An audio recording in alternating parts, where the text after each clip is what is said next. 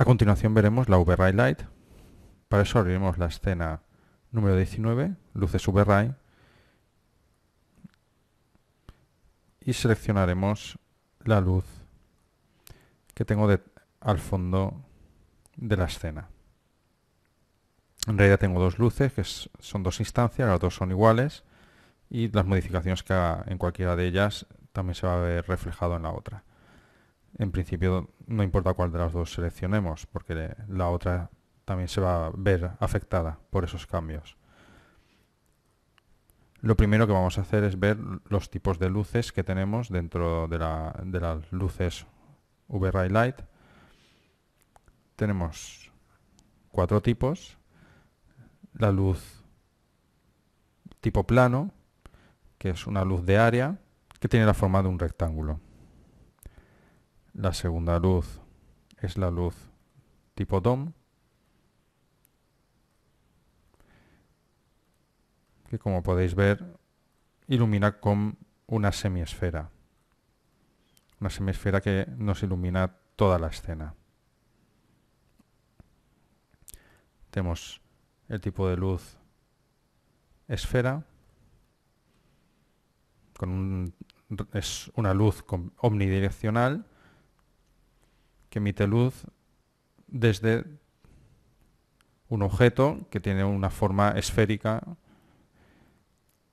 y mesh. Mesh es un objeto. Mesh es un tipo de luz que yo puedo seleccionar un objeto y nos convertiría ese objeto en un emisor de luz. Empezaremos por la luz más utilizada, que es la luz de área, la luz tipo plano.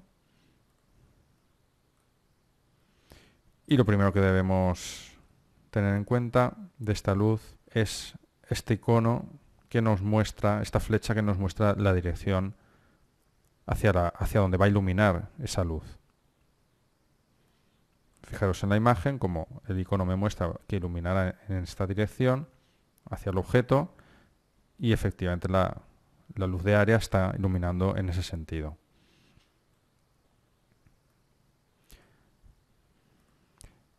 Vamos a ver los parámetros que tiene esta luz.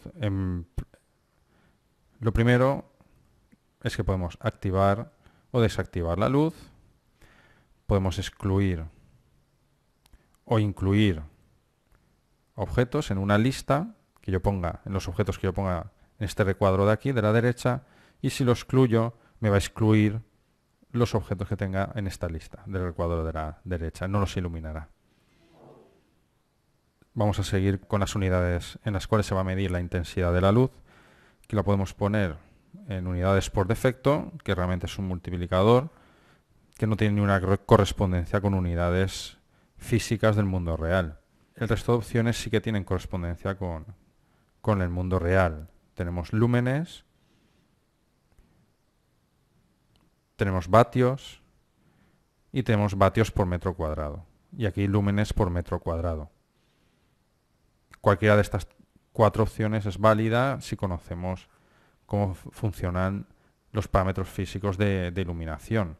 Tenemos el modo de color, que es simplemente escoger un color en RGB, que lo podemos configurar aquí, o bien usando la temperatura de color en grados Kelvin. El siguiente es el parámetro de tamaño. Esta luz me va a medir de largo 120 centímetros. Por aquí estoy especificando la longitud, la mitad de la longitud de la luz. Y si aquí pongo 30 centímetros, le estoy diciendo que la altura de la luz de área es de 60 centímetros. Recordad que esto es siempre la mitad del tamaño total del lado del rectángulo. Cast Shadows, si yo desactivo esta opción, no me va a generar ningún tipo de sombras. Siguiente parámetro que tenemos es el de doble cara. Esta luz, tal cual la tenemos ahora, solo me está iluminando en una dirección. Recordados que es la dirección en la cual tiene la flechita. Si yo activo el doble cara, también me va a iluminar por la parte de atrás. Me ilumina por delante y también por detrás.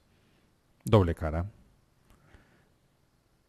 también la luz es visible tal cual está ahora en el render, pero si yo le digo que sea invisible, esta luz me desaparece. Me sigue iluminando, sigue apareciendo en las reflexiones, se ve reflejada en el suelo, pero la luz en el render desaparece. La siguiente opción, ignorar las normales de la luz. En este caso, con este tipo, con la mayoría de fuentes de iluminación, con la mayoría de tipos de luz, no va a verse afectada porque hace referencia a las normales. Y estos objetos, estos emisores, realmente no son objetos, no tienen polígonos ni tienen normales. Y esto influiría sobre todo si lo pusiera en tipo mesh. Cuando pongo en tipo mesh, sí que me tiene en cuenta o puedo tener en cuenta las normales o no.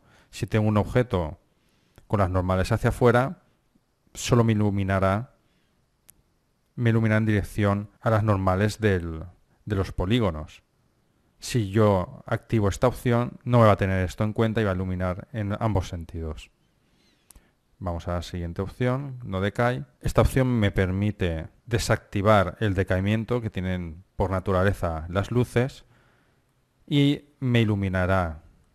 La intensidad de la luz no irá decayendo con la distancia, sino que me iluminará toda la escena por igual. Esto en la realidad no sucede. En la realidad siempre la luz tiene decaimiento. La siguiente opción es el Scala Portal, que se utiliza en iluminación cuando tenemos un VRay Sky y un VRay Sun.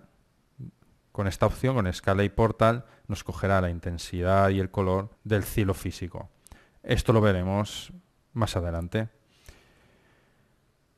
Store with Irradiance Map lo que nos hace es incluir los cálculos de iluminación y los cálculos de las sombras dentro del Irradiance Map. Y esto nos permite en las animaciones poder generar un mapa, un Irradiance Map, y así acelerar muchísimo los cálculos de esa animación. Para una imagen estática no tiene sentido, incluso conseguiríamos peor calidad. Y tenemos estas tres opciones que lo que hacen es regular la visibilidad de la luz.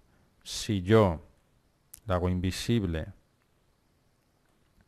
y aún así me aparece aquí en el visor, es porque le tengo que decir, si no quiero que me aparezca en la reflexión, desactivo esta opción. Si bien es cierto que el RT no se ve afectado por estas opciones, voy a hacer un render normal. Si desactivo la difusa, es prácticamente como si hubiera desactivado la luz, no me va a iluminar la escena. Aquí tengo desactivado el especular y las reflexiones, no me va a generar ni brillos especulares ni reflexiones. Voy a activar el especular, voy a lanzar el render de nuevo y veremos cómo aparecen los brillos especulares. Y lo que voy a hacer ahora es activar las reflexiones y veremos cómo aparecen las reflexiones de la luz. La luz aparece reflejada en el suelo. Y si desactivo invisible, lo que consigo es que además también se vea la luz junto con las reflexiones y los brillos especulares. Los siguientes parámetros de sampleado realmente no son visibles desde el RT y tendremos que trabajarlos, tendré que explicaroslo desde el renderizador normal de VRay.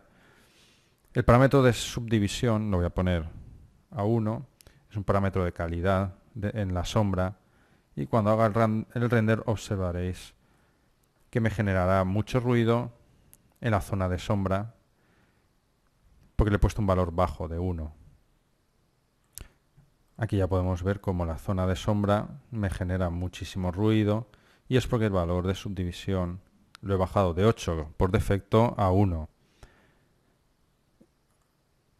Tengo que estar atento al render para saber en qué momento la subdivisión es muy baja para subirla hasta la cantidad correcta para conseguir eliminar ese ruido. Voy a ponerle un valor de 16, que es mucho, es el doble de 8, que es el valor por defecto, para que veáis cómo la sombra queda mucho más suave.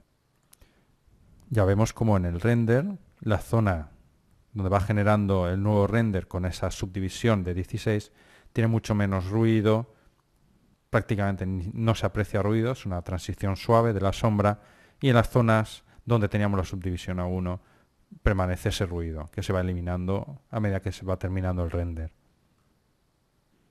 Evidentemente, cuanto más alta sea la subdivisión, más calidad vamos a obtener, pero también el tiempo va a aumentar, los tiempos de render.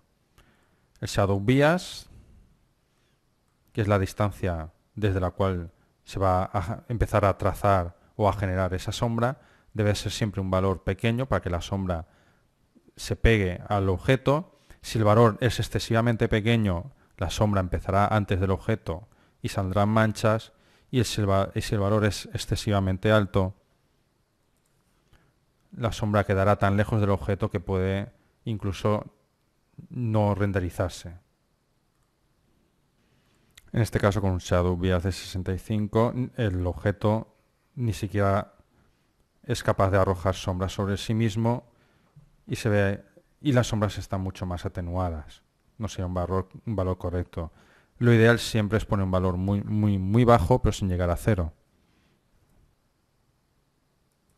También debemos de tener siempre en cuenta la escala a la que estamos trabajando. No mismo trabajar en centímetros y poner 0,02 que trabajar en metros o en kilómetros. Y el cutoff especifica un umbral de intensidad de la luz. Si yo le pongo un valor muy alto, llegará a cierta intensidad de luz, no me calculará esas sombras. En principio está pensado para optimizar las escenas, pero no os recomiendo que lo modifiquéis. La siguiente opción, que es usar textura, podemos cargar una textura, un bitmap, para que ese bitmap se proyecte en la luz de área VRAI. Voy a elegir y voy a lanzar el render. Lo que me está haciendo me está proyectando el bitmap que yo le he puesto a la luz, lo está proyectando como un mapa de iluminación. En este caso, como es una luz de área, me difumina los colores y realmente no se puede apreciar el mapa que yo le he aplicado. Para eso tenemos un parámetro que me genera, lo que hace es cambiar esa direccionalidad de la luz para que la proyecte todos los puntos, en vez de proyectarlos en ángulos muy abiertos. Cada punto desde el cual lanza la iluminación va a cerrar esa trayectoria y va a iluminarlo en una única dirección hacia adelante. Voy a poner una direccionalidad de 0,97. Acordaos que por defecto está en 0 y vais a poder apreciar la diferencia.